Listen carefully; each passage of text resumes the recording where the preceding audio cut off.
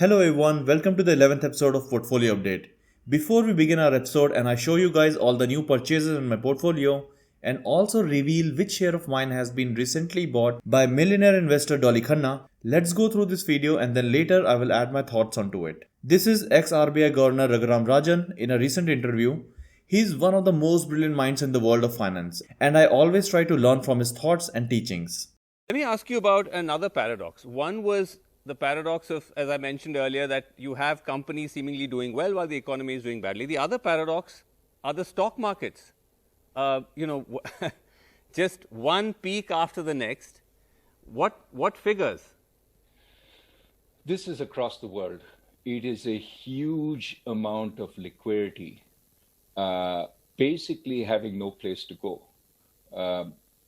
Bonds, who knows whether inflation picks up and then bond yields start dropping. But people have maxed out on bonds. It's a search for yield across the world. We lost a huge amount of flows, a lot of outflows in India in March, February, March, when COVID was a huge worry. It's come back in spades, and it's not just India. It's every emerging market. So we can look at the Sensex and feel very happy and say we're being rewarded. I mean, it is a global phenomenon. It is a phenomenon which lifts Bitcoin to 40,000 plus. It is a phenomenon which lifts Tesla to a huge multiple of many other auto companies. And so the question is, as people start whispering bubble, when does it break, and what are the consequences? Unfortunately, I believe this is a consequence of easy central bank policy. We don't know when it'll break. Things may go up some more before, and it may be that the air comes out slowly over time rather than in one go. So that's what gives everybody sort of the ability to keep concocting these stories. Tesla will become the only car company in the world because it's so good and so wonderful. And those kinds of images then allow more money to come in. Okay. So what you're saying in simple terms is that the fact that the markets are surging does not necessarily have any bearing on what is happening in the real economy. This could also just be a function of, as you put it, a lot of cash with nowhere to go. It doesn't necessarily mean that more jobs are being created or there's more investment. It's just, where do you park the cash? It's not uncorrelated, but it's not the whole story. In other words, certainly markets in India are taking heart from the growing mobility, the fact that caseloads are coming down steadily, debts are falling, and there is a rebound underway. The question is, do we know the true level of the scarring? For example, RBI recently came out with a report which said NPAs, which are gross NPAs down to 7.5% in September from 8.5% in March. And this is telling you there's something weird going on. Right. If NPAs fall while you have one of the worst quarters in Indian history, in fact, the worst quarter. And that's saying that there's a lot that is being masked. RBI says these NPAs are going to go up in certain scenarios to 13.5%. Now, that's a large number. And so the question is, are we being prepared for that? Or are we letting the stock market and the euphoria sort of mask that? And I would say, by all means, use the stock market euphoria to raise your bank equity, to raise capital for the government by privatization. Take advantage of the moment. Don't say this is all illusion. Yes, Maya hai. You just go out and raise money. Right. But I would also say, be careful that going forward, things are going to be less rosy after the pent-up demand, after the rich have expressed themselves. You need to worry about the longer-term scarring and how to deal with that. And that is 21, 22, later parts when it starts hitting us. According to ex-RBI Governor Raghuram Rajan, the recent market highs are a mix of euphoria, excess liquidity, and lack of other opportunities in the market. If you look through the earnings of the companies, you will see a sudden sharp rise. But that's mainly because of the sharp slump that we have seen earlier due to pandemic. No doubt we are in a better phase right now, but the scars of pandemic can be deeper than we can see right now. There are new NPA numbers that will show up in some time, and some of the smaller companies will also crumble in between because of exhausting their cash through the pandemic. So overall the rise that we have been noticing in the market can be little skeptical. So I'm going to be little cautious here and not deploy my money if I find something out of my price range. I will only invest when I find something that is at sensible price. It's not that I'm saying that this is it. This is how high market can get. I'm not into that sort of forecast and I'm not qualified to do so also. But still, I can't neglect the extreme euphoria the markets have been seeing recently. I'm bullish on long term and little cautious in the short term. That's what my position is right now. It's all about looking through things without emotion.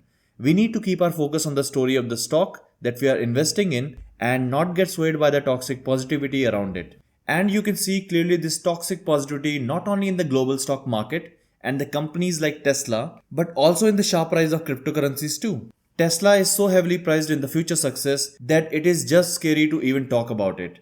And same we can see in the Bitcoin rally to $56,000 now. Is this all a bubble? Is it all standing on the fake positivity? We won't know for sure. But as Raghuram Rajan said, that it can all be a reaction to easy central bank policy and maybe it will burst now or maybe later. Or maybe this all holds solid ground and I don't think why 50,000 Sensex be something of that big a deal. Right now only 3 to 5% of Indians have their money in equity market. Just imagine what will happen when this number reaches 25% or 35% or 70%. So we have huge possibility. But can we reap it? That is the question. The idea is to take precaution and invest sensibly and consistently and not to rely on euphoria. And I think you guys might have already seen the whole euphoria drama of Reddit and GameStop. It is just a freaky thing to happen that it just goes against all principles of investing. For people who don't know, let me simply explain to you what happened there. And mind you, this is the rarest of the rarest situation in stock market that ever happened. It is just wildly crazy. So there is this subreddit group called Wall Street Bet where they discuss the shares they are buying or selling and things related to it. In these conversations, the name of company GameStop came up. GameStop is a physical game store company that is available in many locations. It's like one of those old game stores where you go to buy Nintendo and other new games too. So this stock has been heavily shorted by the big hedge fund managers. Shorting a stock means that you're betting on the stock to fall from here. So you sell the stock first and buy it later. And this subreddit group decided to rebel and to start buying GameStop shares and to hold it then. This translated into heavy buying of shares and in a period of just 10 trading sessions, it went up 15 times. Just imagine you putting 5 lakhs into a stock today and after just 10 trading sessions, it is 75 lakhs. Wow, that would be such an amazing experience to have. And that's what happened there. And it made those hedge fund managers bleed money left, right and center and put them into short squeeze as they were betting on the stock to fall. According to reports, they have lost hundreds of millions of dollars into it. Well, talking about hundreds of millions of dollars, let's see how my portfolio is doing. This is my aggressive stock portfolio, so make sure you guys don't copy it and lose all your money. I have made some changes for the layout here so it can be easier for you guys to understand the whole page. Let me know if this is better or not. So let's start from the extreme left. First column is the script name. Can you see that? Script name is company's name. And then moving to right. Next is quantity. That shows how much a company share I own. Then there is purchase price to show at what price I bought the share. Next to it is purchase value that shows overall how much of my money went into buying that stock. Then there is current market price and current total value of the shares. Then next 4 columns are just useless, so we'll just leave it. And come to dividend column. Here you can see overall dividends that I have received till now this year, which totals up to around 16 to 17,000. Next column is percentage of portfolio, which indicates how much percentage of my portfolio is in that share specifically. This helps in understanding how the money allocation works in maintaining portfolio. Next 2 columns on extreme right are the unrealized gain and losses and its percentage column. That shows how much profit or loss my portfolio is in right now and its percentage too. I hope now the layout looks simpler to understand and somewhat pretty to look at. Smash the like button if you like this new version and also if you're liking these update series. You smashing the like button will help my small channel to get more visibility and I will get some more motivation to keep making these videos. So please smash it now. So the portfolio is at 20 lakhs 24,100 rupees right now. And the famous investor Dolly Khanna has just invested in one of the companies from my portfolio. Her portfolio is handled by her husband in her name, so we will call it Dolly Khanna's portfolio only. She is one of the smartest investors in India. The way she has compounded her money by finding one amazing stocks after another over the decades is just an unbelievable thing to do. So it feels great that she has shown once again the confidence in this company, and the company's name is Butterfly Gandhimati, which is the top gainer in my portfolio from last few weeks. For the people who don't know much about Dolly Khanna, she started her investing journey few decades back with just 1 crore rupees and has built that portfolio to around 400 crore rupees by now. Just imagine the type of compounding that has gone in her journey. It's a dream come true for all the small retailers like us. And her recent buying in Butterfly Gandhimati has given the company much needed boost in future to come. The stock has nearly tripled since I bought it and has been seeing a lot of surge recently. It's been hitting upper circuit since last 2 days after the results came out, and the way the company has performed, it is gonna go higher than this in coming times too. For new people here who don't know much about the company, this company is a manufacturer marketer of domestic kitchen and domestic electrical appliances under the Butterfly brand. They are mainly covering the South India area and have dominance there. In the new quarter report, company's net profit surged over 16 times to rupees 18.71 crores in quarter 3 from rupees 1.11 crore in quarter 3 of FY20. Net sales during the quarter rose by 70.70% year on year to rupees 297 crores. Profit before tax in quarter 3 December 2020 stood at rupees 28.54 crores, up 8.94 times as against rupees 3.19 crore in quarter 3 of December 2019. And this is not all. According to its MD, in 12 to 24 months they are going to cross rupees 1000 crore of turnover. Next quarter, quarter 4, is going to grow by 15 to 20% higher than the last year. The company has already grown by 17% in last 9 months and has repaid almost entire debt, except some 34 crore rupees that is left right now. By March end, they are claiming to be a debt-free company also. They have been expanding in the North India from some time now, and the growth rate in the South is 19% right now, and in North India it is 41%, which clearly shows that their expansion plan in the North is working pretty handsomely. So overall, this is an amazing result that we have seen so far, and I'm really happy to see that happening. More so because it is just the starting. The way they are expanding their business and using the capital, it is just brilliant to be a shareholder of this company. Let's hear it straight from the managing director of the company and gain more insight of what lies in the future. Well, Butterfly Gandhimati, that's the stock on our radar on the back of a good showing in the second quarter. Well, if you look at the stock in the last few days, it's already seen a big move from around that 160 rupees. It's moved all the way to around the 190 rupee odd mark. But that's in terms of a stock performance. How did the company perform in the last quarter, and what's the outlook for the remainder of this year? We have Mr. Seshadri, the MD of the company, who joins us on the phone line. Hi, Mr. Seshadri. Thanks so much, sir, for joining in. Well, in the first half of the year, you have delivered a growth of around 15% approximately. What kind of a growth number are you guiding for the full year? And also give us a sense of how the festive season did pan out. Yeah, actually, that is 1920 now, first half year, 15% growth rate, and we expected to be in the around the 15% year ending also, but we are internally working for 20%, but definitely we will reach about 15%. This is the way how we are working. And my festival also picked up slightly very well, but for me from the beginning, the recession is not there and the growing percentage is good. Because of we are making new products, these things, and the channels, new channels, and all the things, and the growth rate is we are getting 15, and it is going to be there. Good. I don't think I've paid any dividend in the last few years, right, Mr. Seshadri? Yeah, continuously 3 years we have not paid, and we want to start this year, and every year we want to pay continuously. That is already we have in my mind, and we are working for that. Okay, that's a great news that the company is planning to start its dividend from this year, and will continue to do so in following years too. Till now, I've been receiving dividends of around 16 to 17,000 per year and been updating you guys whenever I receive them. Hopefully, Butterfly Gandhimati shares will take it to across 20,000 rupees per year. I would love my dividends to become this big at least that it can start taking care of some of my expenses. Okay, so from last portfolio update, I have bought around 10,000 worth of Suntech Reality. I think it was at 310 level when I bought it. I really wanted it to fall so that I can pile up on that, but it is okay. I have to nibble on it whenever it goes down. The second stock is the Edelweiss, as I have been doing from many weeks now. I bought Edelweiss of worth around 20,000 rupees. Once I bought it at 62 rupees and next half I bought it at around 70 rupees. I'm still not done buying, but I would prefer if I get to buy it below or at 55 rupees level.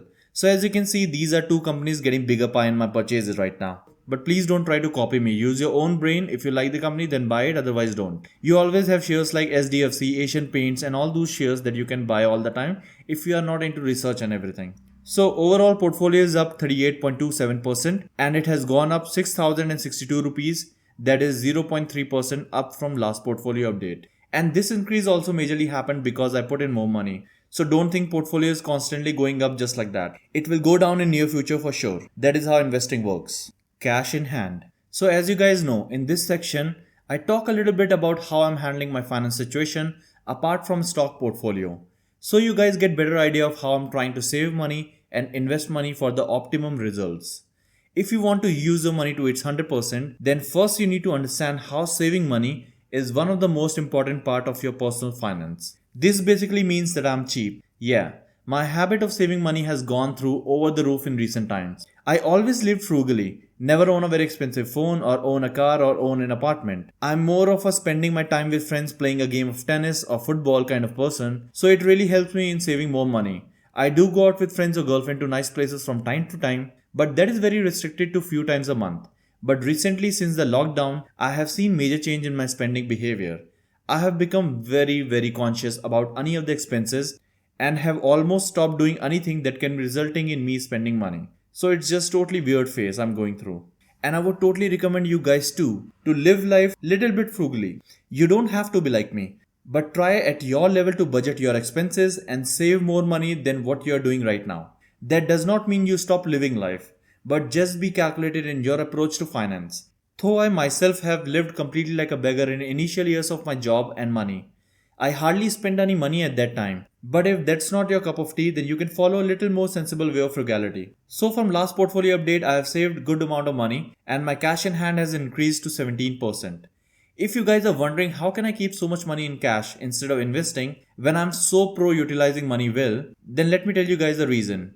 Because of business and stuff, I try to keep some money handy all the time. Suppose if something goes wrong with a business today, I should be able to take care of my staff throughout the bad time. Like during the pandemic, I paid my staff in full salary for all those months without work and it put me in heavy burden. So having extra cash helps me in not panicking basically. Though 17% is quite high for me also. I never had this much money in cash ever before and that has to do a lot with my inability to find out new investing opportunities. Market has gone up quite a bit and I'm very cheap, so it just hurts me deeply if I have to pay a whole rupee for 1 rupee share. It excites me only when it is priced something like 60 paise to a rupee worth of share. So I'm trying to look into those opportunities and as soon as I get it, I will deploy all my cash there and definitely update you guys immediately. If you guys know any of this kind of a share, then please let me know in the comments. You know what else makes me happy apart from saving money and investing it? That is, when you guys smash the like button. Smashing the like button helps me in reaching out to more people and then more people watch my video and smash the like button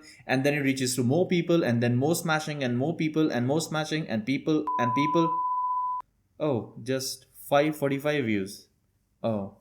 So India got new budget recently and it is getting a lot of high praise from all the corporate people and investors too. They understood the dire situation India and the whole world is in right now because of pandemic and lockdown and all those things. And the economy needs a kickstart to propel the growth in coming years. So let's quickly go through the key points of new budget, just considering the points that will be helpful in investing better in the future, and let's see which companies from my portfolio will get the boost from it. So government has approved 2,23,000 crores for next year for healthcare, under which consists a big part that is going to water and sanitization program. So apart from other things, we have two major water players in Indian market, and VATech Vabag is one of them. So most probably they will be getting huge projects and their revenue will see a sharp growth. Water players in this sector are sitting on a giant opportunity right now because with the time, like other developed nations, India will start having more and more advanced water treatment work. And the best part is that not many companies are working on big scale here, so Vabag is supposed to get a decent pie. Another sector which is getting a substantial boost is infrastructure. So in this, government is basically giving more incentives to private sectors which are involved in large infrastructure projects. They'll be getting a little reasonable loan for all their work from now on. And this will really be a boost for all those infrastructure players. Asian Granito and Everest Industries are the two companies from my portfolio that will be directly gaining profit from this. Asian Granito is into ceramics, tiles, and bathroom wares, whereas Everest is into construction of roof and into advanced building structure sort of. So both the companies will be seeing a good revenue stream from this. And finally, the insurance sector has gotten the new limit in FDI. Now foreign players can invest up to 74% in the Indian insurance company, which was earlier limited to only 49%. This will help Edelweiss company in monetizing their insurance sector and freeing up their hands to collect more money. They already have a big partner, so that will be quite easy for them. Alright guys, see you next time. Subscribe to the channel if you haven't yet and smash the like button just because, I don't know, the sky is blue, rose is red, the like button is right here, so why not just do it? Okay fine, I will show you this puppy's picture until you smash it. See, you finally did it. See you next time, My Money Universe.